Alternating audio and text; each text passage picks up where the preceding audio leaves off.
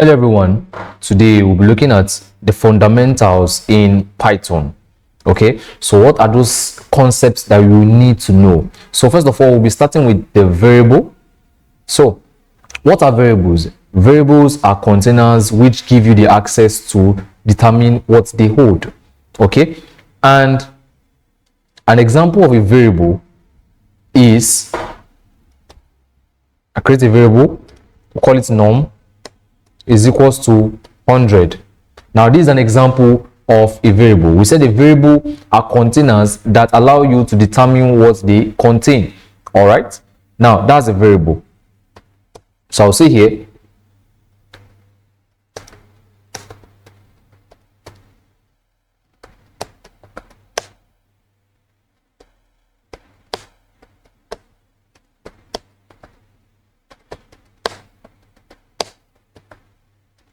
so they give you the access to determine what they contain. Okay, so now in Python, when you want to create a variable, there are rules you need to know. Very important. The first one is that you cannot start a variable with a digit. If you do that, it's going to run into an error. That's one. Two, we cannot use special characters to create a variable.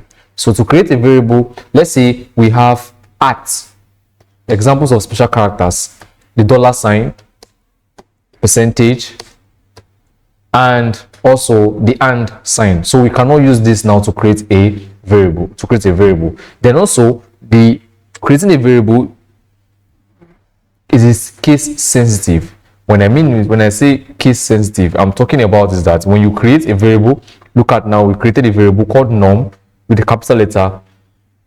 If I create another variable, call it num small letter, and I give it past 10, these are two different variables. Please take note of that. Case sensitive, meaning that one that is a capital letter is different from the one of the small letter. Then also, we do not use certain words to create a variable. Why? Because they are key reserved words. In terms of for, if, pass,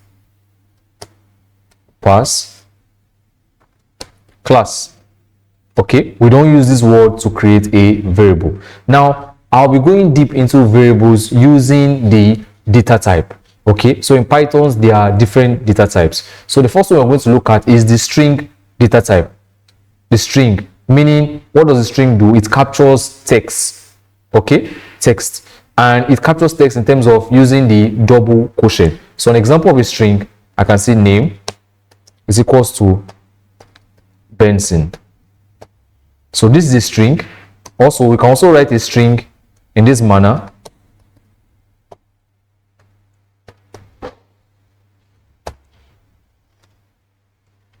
So we can use the double quotient and the single quotient as well to do that. That's for the string. Then integer talks about numbers. An example we did, num is equals to 100. So this is an integer. Why? Because the whole number. Then the next one also is the float. The float, we can say num is equals to 29.7. Why is it a float? Because it has decimal numbers. Okay, then the next one is the boolean. So the boolean holds a condition true or false. So write a variable called condition is equals to true. Okay, equals to true. Okay, so when we do that, we can use the shift enter to run the code. Now let us look at some characters that we need to know about. Okay, the first one we want to see now is we want to see the new line character. So the new line character helps us now to write the information but in different lines. Now an example will be a variable called statement, and I write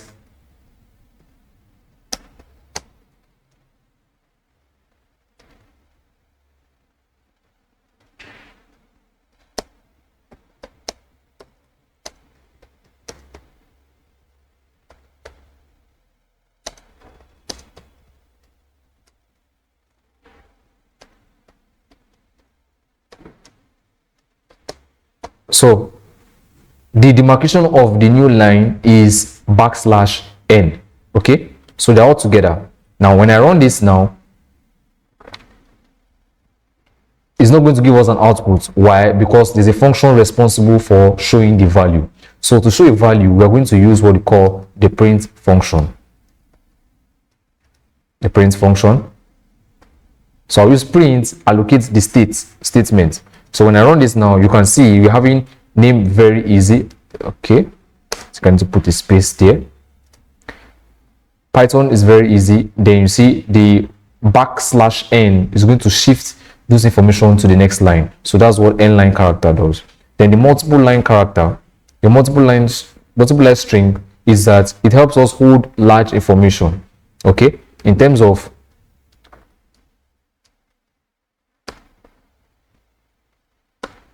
statement is equals to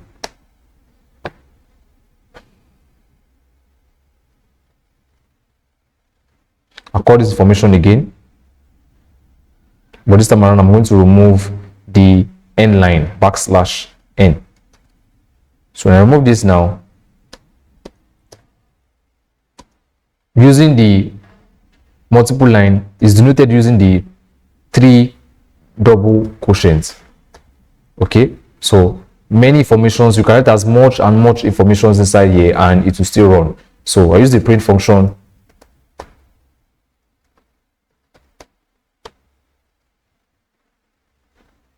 Okay, saying statements not defined. Statements, okay, I think it's a mix up. Okay, so now we have our information. You see, I didn't use the \n line / but it still give the same output. Now the next one we want to look at now, the next concept we want to look at now is the string quotient. So the string quotient, so the single quotient, sorry, is, I can say names, and I use this. What makes this a single quotient? You can notice you see just a one quotient at the front and at the back. Then for a double quotient, I can say name is equals to. So the difference is one has a double, one has a single. You can see at the end, at the beginning and at the end. Okay. Then also we have what we call comments. So we have multiple comments and we have a single comment. So an example of a single comment, I'll use one comment, one slash, and I write an information. So what comment help us to do in programming is that it helps us keep an information that the kernel does not see, but the next programmer can read it. In case of whereby you're trying to explain what the code is all about. That's for single. Then for the multiple, we have using the double hash and write an information. Okay. So that's for comments. Then we also have the escape line character. So the escape line character is when we want to capture the one quotient. Example, I'll say info is equals to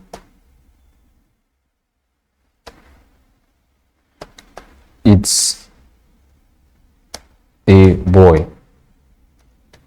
When we run this now, we're going to run into a little error. So to avoid that problem, we're going to use the slash here and use the print function now to print the information. When I run this now, you can see it's a boy. Okay, that's why the / helps us to get this it's a boy. Then the next we are going to look at is the string concatenation. So string concatenation means to add. The first thing we're going to look at is the string to a string concatenation. So for a string to string concatenation, I'll say using the print function, hello world. This is a string, this is a string. Now when we run this now, you can see we are having joint words together. So to avoid this, we use the quotient, a space in between, and when we run this now, we have the information. Now the next one we want to look at is the string and the variable. So to get the string, we'll say name hello hello. Then the next thing, we'll just copy this information,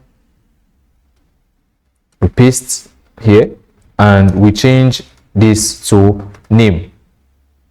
So when I run this now, the same outcome, but this time around we have a variable.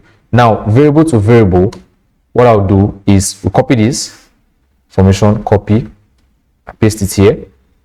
So I'm going to have the next one, name is equals to world, and we'll close it. Okay, then change this to name here, and when I run this now, you see the same outcome. So now we're adding both variables together. Then string formatting.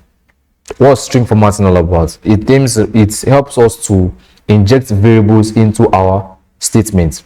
So we have a statement, let's say we have a statement saying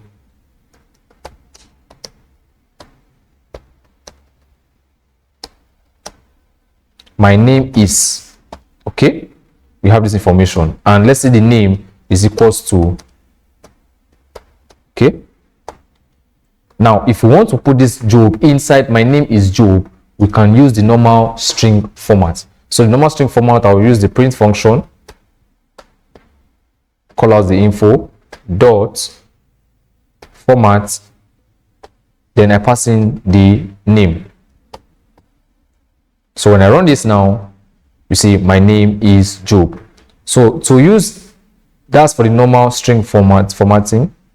Then for the formatting string literals, also known as the F string format. So the F means formatting. Okay, so I'll use the print, and I'll just copy this information here. Before I do that, I'll use the F double quotient and I paste that information. Remember to move the previous double quotient. Then here now I'm going to add the name here. Okay, so when I do this, I close my brackets, we have my name is Job. Now the next one we want to look at is string method. So string methods here, we want to manipulate variables. So the first thing we are going to do now is we're going to create a variable. We'll call the variable word, and we pass in some information. Please give a space in between. Then the next one, word1. We'll write it all in caps. Okay, so I run this. Now we want to use the lower method. So the lower method now, to get the lower method, we want to convert this happy Saturday to a lowercase. So say print, we call the word one dot lower, and I run this happy Saturday. That's to manipulate it. Okay, so now they're not small letters. Then for capitalize, meaning that we want to have just the first letter capital while others are small letter. So I'll do the same thing. I'll just copy this information and I'll paste it here. I'll just change the lower to capitalize. Okay, so when I run this now, you can see happy, the H is on capital letter while the rest are in small letters. The same thing if we want to replace an information. Let's say we want to replace. So what I will do is I want to replace the Python with JavaScript. Okay, so I'll use the replace method. So I'll change this information from word, we'll leave it as word because we want to use the information of the first variable. Then we'll call replace.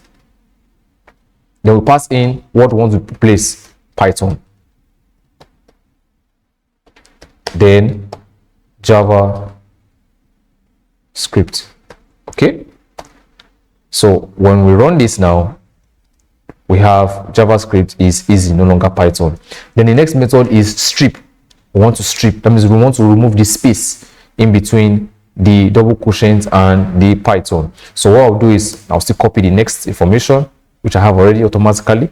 So I'll change this now to word dot strip.